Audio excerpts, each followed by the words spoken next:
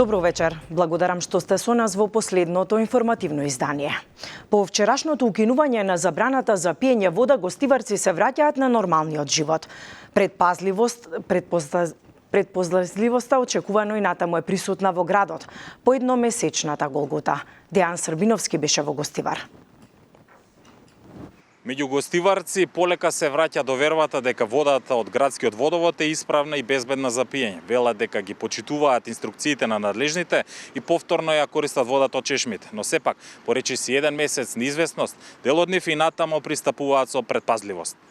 Дел од гостиварци вела дека довербата не се враќа преку ноќ, но добро е што сите институции се обединија и реагираа брзо. Особено предпазливи се оние кои во изминатиот период поминале низ здравствена Голгота и побарале лекарска помош, па велат и стравото оправдано е тука. Имаме поверење во институциите и продолживме да пиеме, да користиме водата од градскиот водовод.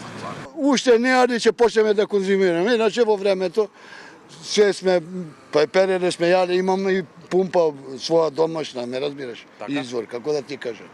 И се е добро, се е окей, се десило. Се дешава секому. И во град, и во држава, и во цел се дешава. Не користиме воопшто, ми е срам и да пиеме од ова вода. Имав три пати проблем, бев инекции примав, после един пат инекција, инфузија на инфективно. Колку е, тоа е нивна изјава, секој може да каже нешто. Вие нема да ја користите водата и моментално сега не. Овие денови не, па после Господ здравје, не се умира од вода. Тоа е, од болест се умира. Надлежните најавија дека редовниот мониторинг на водоводот ќе продолжи во иднина и дека наместо сегашните 2 пати, анализите ќе се вршат 3 пати неделно. Проблемот со загадувањето на водоснабдителниот систем во Гостивар предизвика здравствени проблеми кај околу 5000 жители. Откако анализите покажа неисправност на 17 јули, беше воведена забрана за нејзино користење за пиење. Во меѓувреме, следуваа повеќе лабораториски испитувања и земање мостри од водоводниот систем и хиперхлорирање, а граѓаните беа принудени да користат флаширана вода или вода од цистерни. За случајот со загадувањето на водата со фекалии, Артана Асани, Леон Уредини и Вадредин Дервиши, кои беа на раководните позиции во јавното претпријатие Комуналец, добија 30-дневен притвор. Тие се осомничени дека со действија поврзани со водоснабдителниот систем овозможиле мешање на загадената вода со водата наменета за пиење. Премиерот Мицкоски изјави дека одговорноста за водоснабдителниот систем во Гостивар е во надлежност на локалното јавно претпријатие, а дека тие како влада за непол месец успеале да го надминат проблемот. Од опозицијата бараат одговорност за здравствената криза во Гостивар. Јавното претпријатие има свое раководство. Раководството го поставува градоначалникот. А градоначалникот беше поддржан на воредните избори од страна на СДСМ.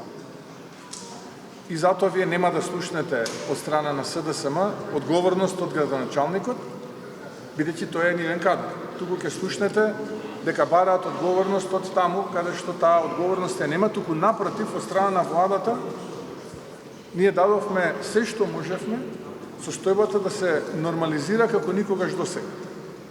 Односно, за помалку од 4 недели, комплетно е прочистен системот како никогаш досега. Доколку јавниот обвинител Ненад Савески се врати од екскурзија, прашуваме дали постапи по кривичните пријави поднесени од СДСМ. Дали утврди кој ќе одговара за здравствената катастрофа во Гостивар. Ги повикали на распит Клековски, Андоновска, Мицкоски, Тошковски. Кој ќе одговара за изјавите дека водата е исправна да се користи како техничка, а потоа дека има многу различни бактерии. Во Македонија се активни неколку пожари. Во текот на денот се интервенираше во Студеничани македонски брод, Велес, Јагуновце и Долнени. Најсериозно е жариштето кај Јажинце во општина Јагуновце, каде попладнето беа ангажирани 3 ер-трактори. Денес на пожарот на територијата на општина Јажинце, кој што се одвива во овие стрмни ридишта, действуваат 3 ер-трактори на Дирекцијата за заштита и спасување. Пожарот се одвива на ваков терен сличен на овој овде, со тоа што е исклучително стрмно, густи трња, густи грмушки низ кои што човек не може да се движи. Од тие причини пожарникарите не може да действат, затоа денес работат 3 ТР трактори со концентрирано дејство на неколку точки, каде што имаме намера истиот да го пресечеме и да не дозволиме негово ширење. На тој начин ќе воспоставиме делумна контрола, а можеби до крајот на денот и целосна контрола на овој тежок за гасење пожар. Полицијата во Битола и Прилеп лиши од слобода 2 лица кои биле затекнати при предизвикување пожари на отворен простор, информира Министерството за внатрешни работи. Вчера вечерта полициски службеници од СВР Битола на улицата Јорго Костовски во Битола лишиле од слобода 39-годишникот Битола кој бил затекнат додека предизвикувал пожар на отворен простор. Ден предходно полициски службеници од ОВР Прилеп на местото викано Падарица во Прилеп го лишиле од слобода и Ч од Прилеп.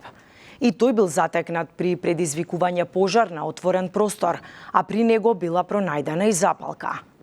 Од Министерството за внатрешни работи информираат дека по целосното документирање на случаите против двете лица ќе биде поднесен соодветен поднесок.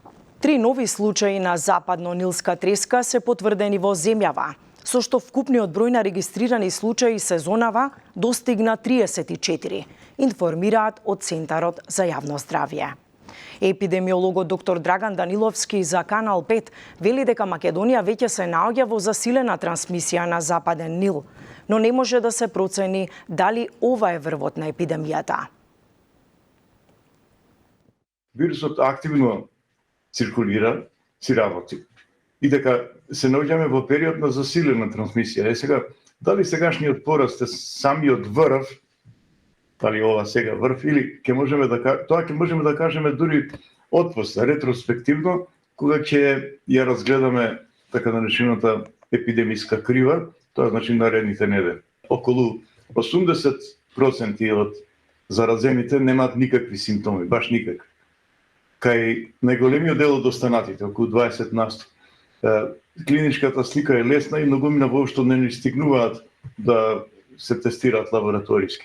Помалку од 1%, попрецизно 1 на 150 заразени, развиваат тешка така наречена неуроинвазивна форма, што се должи на воспаление на мозокот и затоа сосема известно е дека реалниот број инфекции е многукратно поголем од она што ние го гледаме, што е потврдено. Сега, колку е поголем вистинскиот број, не можеме прецизно да пресметаме само врз основа на 30 видливи случаи. Полицијата пронашла 14.440 евра во различни апоени при преглед на автомобил на магистралниот пат Радовиш-Штип, пошто бил лишен од слобода 35-годишен жител на Бучи. Полициски службеници пред 2 дена запреле возило Ауди, управувано од 35-годишник од селото Бучи, за кого предходно била изречена мерка на предпазливост за кривично дело поврзано со неовластено пуштање во промет на наркотични дроги. При прегледот на возилото возачот не приложил доказ за нивното потекло. По насоки на јавното обвинителство, осомничениот бил изведен пред судија во Основниот суд Гевгелија, кој му определил 30-дневен притвор, а потоа бил спроведен во затворот Скопје. Тој се сомничи за кривично дело перење пари и други приноси од казниво дело. Благодарам за вниманието. Убава вечер со нашата програма.